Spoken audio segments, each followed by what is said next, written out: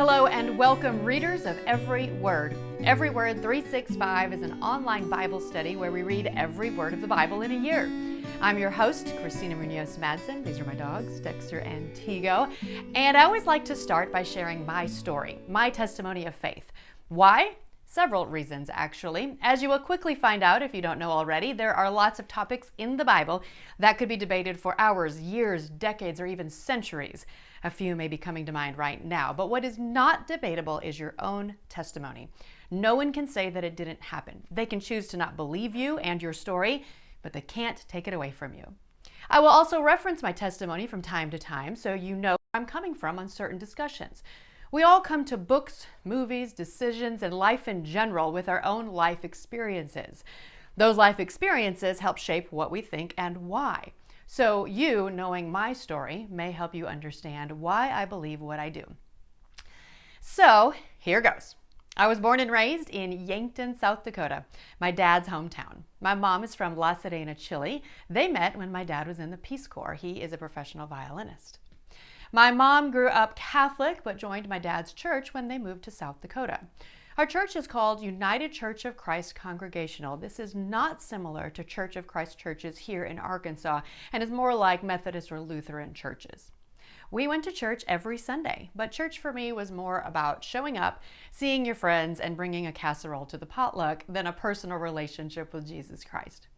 I now realize that I was what I call a passive Christian, which is why it was easy for me to turn away from the church when I moved to Minneapolis and worked in the professional theater industry. For whatever reason, I was mostly surrounded by atheists and or people that were anti-Christian. I pretty much became a C and E Christian, meaning I only went to church on Christmas and Easter.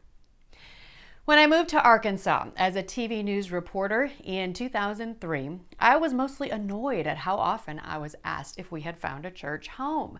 I wanted to say, none of your business, and leave me alone, but I would just smile and say that we were still looking, even though we weren't. We had been invited to church by friends a few times, but I was not in a place where I felt comfortable going. Not to mention, I actually worked on Sundays.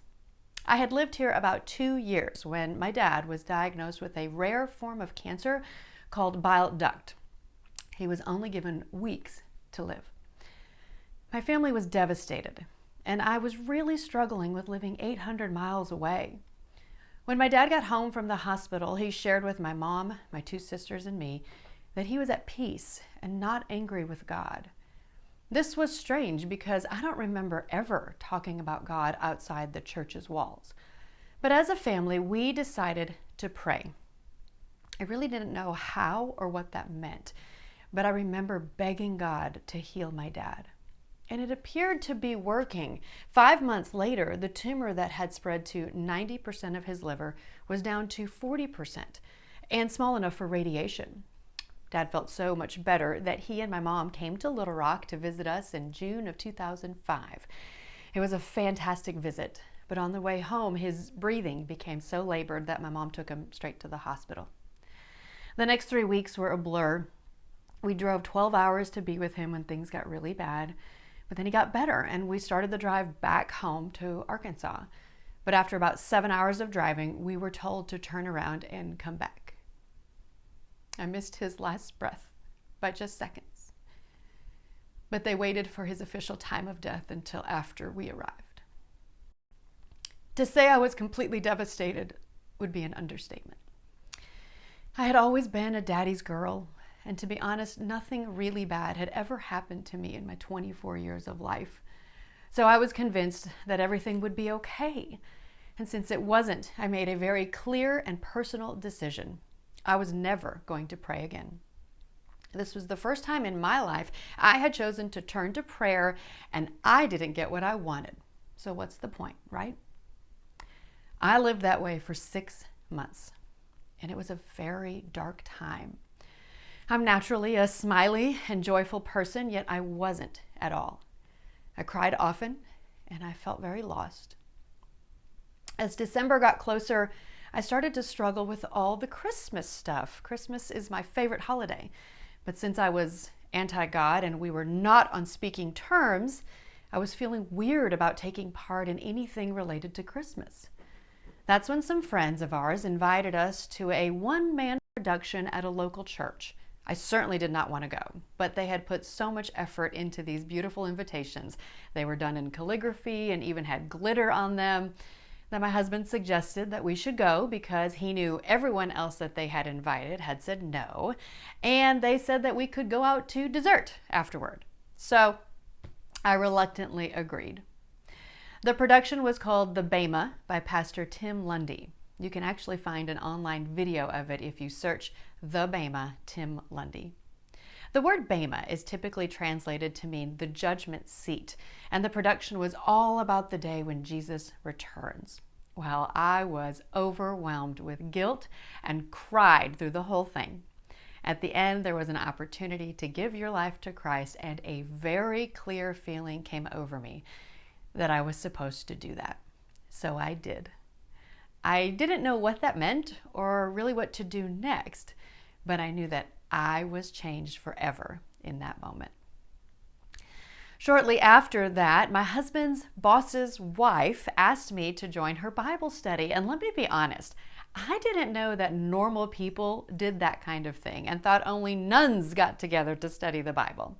But because of what had just happened, I said yes. This was in 2005, and to this day, I am still connected to and loved on by these 11 ladies. Our first study was about learning to hear from God, which I didn't even know was a thing. I had only talked at God when I needed something, but I had no idea it was supposed to be a two-way communication. We did lots of great Bible studies after that, and I simply cannot imagine how I would have survived without these women and without a growing relationship with God and Jesus Christ. Around that time, my husband and I were told that we would not be able to have children and started a 2-year experience of infertility treatments. Then, just 2 days after our first miracle baby was born, my friend and co-worker, Ann Presley, was raped and murdered in her home. As devastating as all of that was, it was my faith and hope in Jesus that got me through. My firstborn was about a year old when I convinced my Bible study group to read through the entire Bible in a year.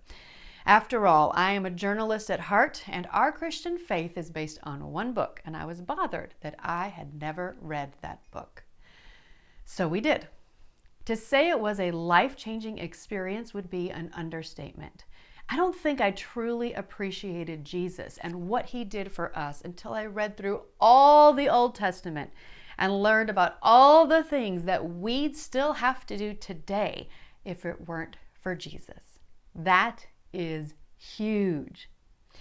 I've shared this study several times since then, and I learn new lessons every single time.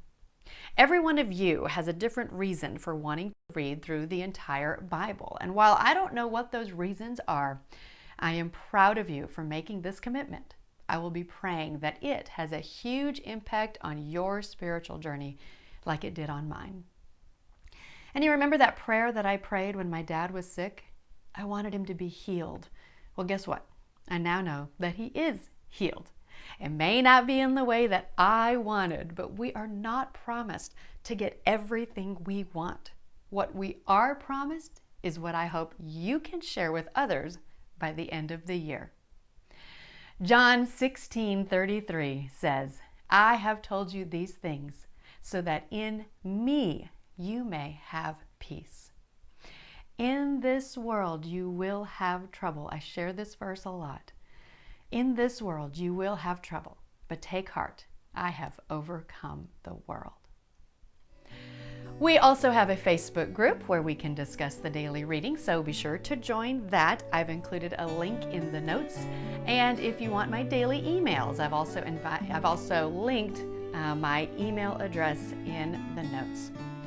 So with that, thank you for letting me share my story, and thanks for listening to EveryWord365.